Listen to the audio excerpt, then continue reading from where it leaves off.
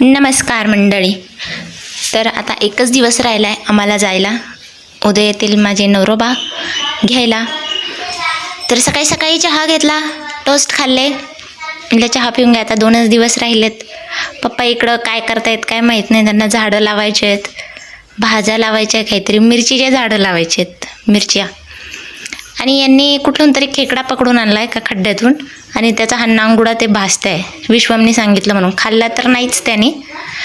आणि इथं पप्पांचं काम चाललं आहे, काहीतरी विटा रचायचं. आणि बघा किती गावठी गाया चालल्या पाटाने, बापरे.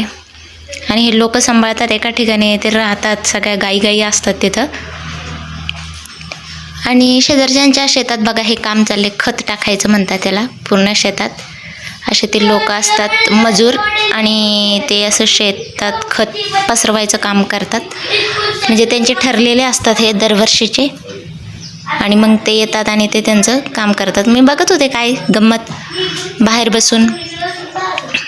आणि संध्याकाळी विश्वम गेलाय खेळायला सोहमन त्यांच्यासोबत. आता एकच दिवस राहिला तर ते पण छान खेळू राहिले आता, की चाललाय हा.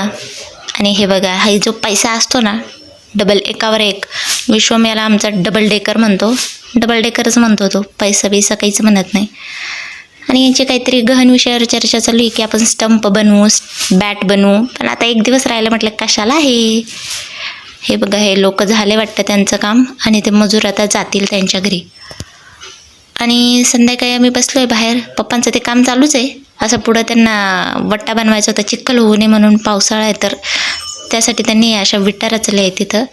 आणि मग त्याला अशी माती घालून असं ते रचलं आहे, पॅक केलं आहे. आणि हे बघा, थोडंसं पाणी पण मारलं वरून, मग ते असं दिसतं. आता वरून पण त्यांना सिमेंट वगैरे करायचं आहे, आता करतील आम्ही गेल्यानंतर. आणि मी संध्याकाळी गेले हे तिकडं पाटाच्या कडेला आंबे आणायला. आणि हे बघा, असे दोघं आंबे सगळे घेऊन आले. तिथं खूप अडचण असते, खाली खूप आंबे पडलेले असतात, पण असं जाऊन घेऊन यावं लागतं ते. आणि हे बघा, तो दुरूनच मला सांगतोय की हां मी आंबे घेऊन आलो आहे मम्मा, आणि दाखवतो पण. आणि पिकलेले एकदम गोड गावठी आंबे हे सगळे. मग काय, आला तो घरी, मग सगळे ते धुवून वगैरे घ्यावे लागतात, तसे नाही खाऊ शकत, ते खाली पडलेले राहतात. मग तो आला आणि बाबांनी पिशवीभर होते त्यांच्या हातात. मला वाटलं 2च घेऊन आला, पण ते पिशवीभर आंबे घेऊन आले, आणि सगळे खूप गोड होते. मग त्याला लगेचच धुवून दिला आणि म्हटलं खा, आता काय दिवस आहे, खा. आणि मित्रांनो, माझ्या चॅनलला सबस्क्राईब करा, लाईक करा व्हिडिओजला. आता गावातले व्हिडिओज संपलेत ऑलमोस्ट. प्लीज